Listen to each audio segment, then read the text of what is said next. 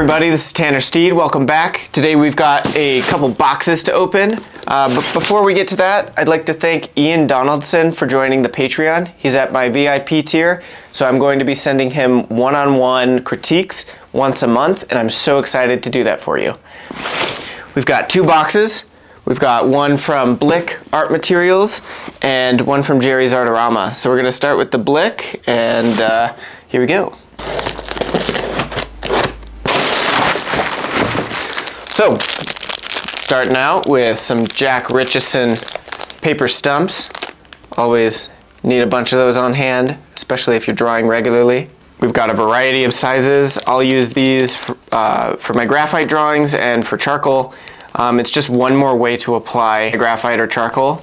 I will use them in a few different ways. You can use them to draw just on their own. I will put them in powdered graphite or powdered charcoal, and you can use them to make soft, smoky gestural lines. And you can also use these to mass in your shadow shape. So after if you know my method, I like to draw out the contour of the figure, and I'll draw out the shadow shape of the figure and block that in with a single mass of value. Then after that, I like to make it as even as possible. So to be efficient, I'll use a paper stump and just block in that whole shadow shape so it's nice and consistent. I use these so often that I find it so funny when I get a new package, I forget how hard they actually are. Mine are like absolutely destroyed, soft, and falling apart. I mean, it really is just rolled up paper, so they do wear out pretty rapidly, especially if you're drawing regularly. All right. Okay, I am so excited about this. This is a pan pastel. It's called a soft knife and cover. Essentially, it's a tiny little triangle-shaped sponge where I can use it in a very similar way as the paper stump. It's kind of like a palette knife, but for drawing. So you slip, here, I'll just open it up.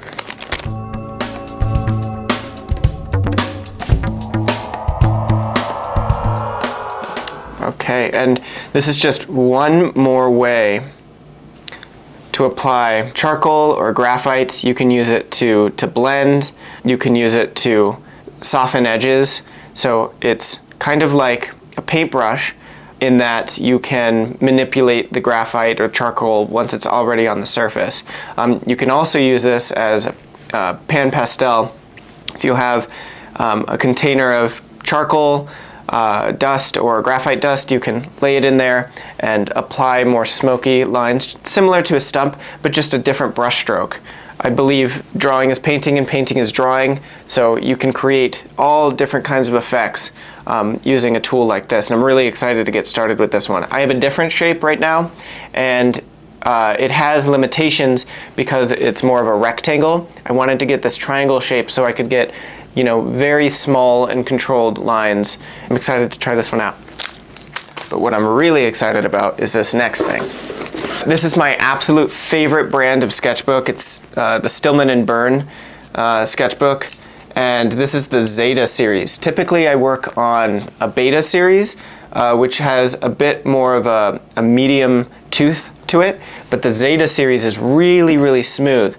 So I'm planning on doing a lot of graphite drawings in here, and with a smooth paper you can get really, really, really detailed if you would like to. It's a paper this is 8 1/4 inch by 11 3/4 inches. It's a really thick paper. It's 270 GM and acid-free, archival quality. It's just an excellent, excellent sketchbook. And I always buy the hardcover because I take this thing with me everywhere I go.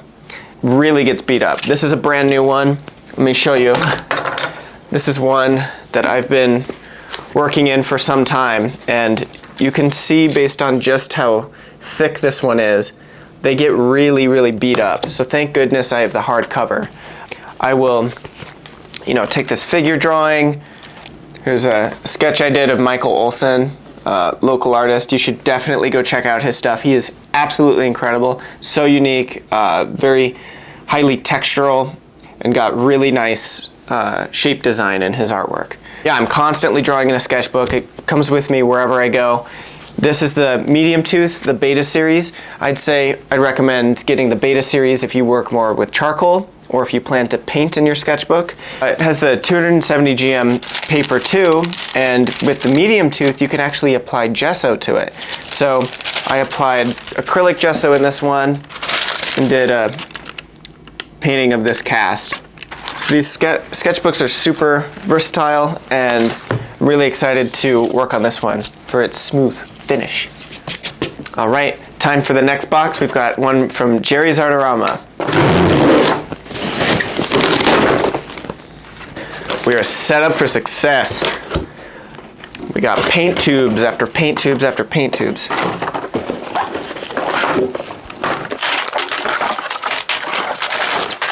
All right, so I just loaded myself up for the next year. Hopefully it lasts that long. I don't know. I'm planning to paint even more than I was before. So, a couple notable colors and pigments.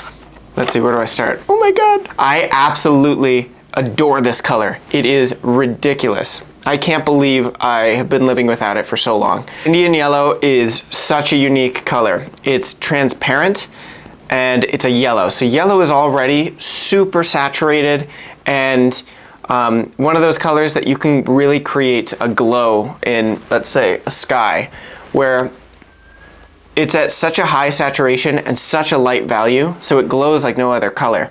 This one is so unique because it's transparent. So rather than just using your yellows in the lights, I actually use this one down in the shadows. So anywhere like in, let's say, one of my floral paintings, or in flesh tones, or even if I'm painting a skull, deep into the crevices where you need a nice warm note, you now have the option with Indian yellow to not just go into the purple range or to the orange range, but you can go deeper into a more yellow range. Often it's difficult to create a saturated yellow. Let's say you're painting a sunflower and you need a deep, deep, dark yellow. It's hard to make your yellows go down that far. You have to go into the browns or go into the greens. Well, this gives you the opportunity to retain that saturation and make it feel like yellow in the shadows. It's really, really nice. I love this color. I have not tried Winsor & Newton Indian yellow, and every brand has their own Indian yellow and everyone's a little bit different, so I'm really excited to try this one out. And I got a big tube.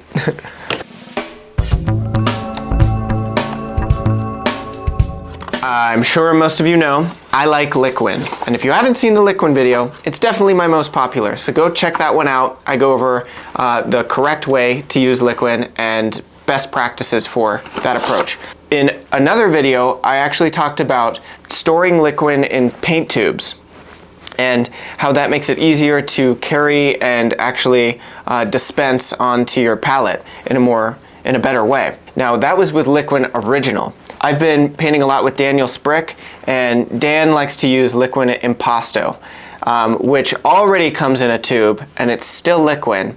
So it's speeds drying and is a semi-gloss, but it retains, as they brand it here, it retains crisp textures and brush marks, so you can get some impasto with your Liquin. Liquin Original is much more liquidy, so it kind of levels out, which is really nice for certain painting textures if that's what you want. This is really nice because it doesn't level out. You can keep and retain those impastos wherever you need them, especially in the highlights. This is really nice to have in a tube because I can carry this with me rather than in the big jug of Liquin, and dispensing it is so easy. So if you haven't used Liquin Impasto, I'd highly encourage you to go try it out. It's a great product. Still toxic, so watch that Liquin video if you haven't already. What do we have here? We've got 3 tubes of dioxazine violet, or Winsor & Newton's version, which is Winsor Violet. What's great about this pigment is, first of all, it's a single pigment. It's just PV23, so if you're into ensuring that your pigments are very clean and organized just by a single pigment, this is just one. I only buy permanent pigments. I don't like to play around with fugitive colors like alizarin crimson. Always get alizarin permanent if you're going to be working with that. All of the colors that I talk about in my videos are light, fast, and permanent, with a permanence rating of at least A, if not AA, or top depending on the brand. They have their different ratings. This color is awesome. It really works well, especially complementing all the yellow notes in your paintings. You know, working with complementaries is super important to create a more dynamic and increase the contrast in a piece, even if it is in a subtle way. So, dioxazine violet, excellent pigment.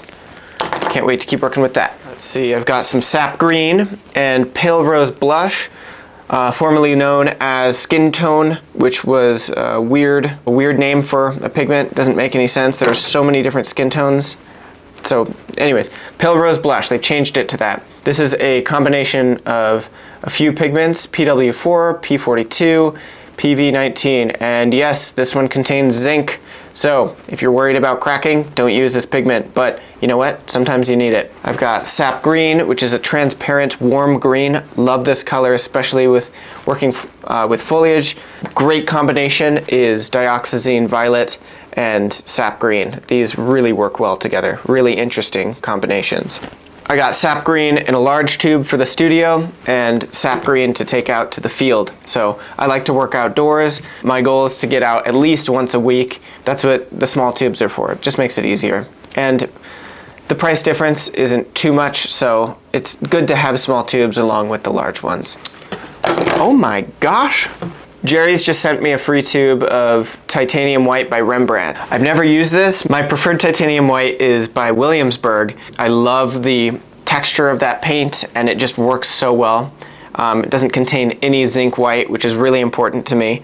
So let's see. This one does contain zinc white, but I'm still going to use it. Zinc allows for transparency with your white. It's often used in replacement for lead white, because you know that can be very exciting, having a transparent quality to your whites. Titanium is really opaque, which is great, but you know, sometimes you need some transparency. But you do run into the issue with cracking over time, or even delamination, where your paint film will actually fall off and peel off the canvas, and that's over the course of a very long time. But it's something you should be aware of, especially if you're doing this professionally. You don't want a custom painting for someone to start falling apart in 5 years. I'll use this one in my experimental paintings. Thank you, Jerry's. I can't wait to try this one out. I love Rembrandt. I got some transparent red oxide from them and some turquoise blue. All right, so I am loaded up and ready to go for the next few months at least. I'm so excited to try some of these new paints and to keep going in my sketchbooks. I love sketchbooks, I love paint, and I love you. I've started a Patreon and we have so much additional content that is on its way to the Patreon page. We're going to be coming out with reference material, one-on-one instruction, and extended videos on some more advanced techniques. So if you're interested in any of that, in figure drawing, cast drawing, painting, go check out the Patreon. You're really gonna get a lot out of it. And it also allows you to connect one-on-one with me. If you need a critique, you have a work in progress, and you need some insight, I'd be happy to help you if you join that VIP tier. So, thank you very much for watching. I'll see you next time.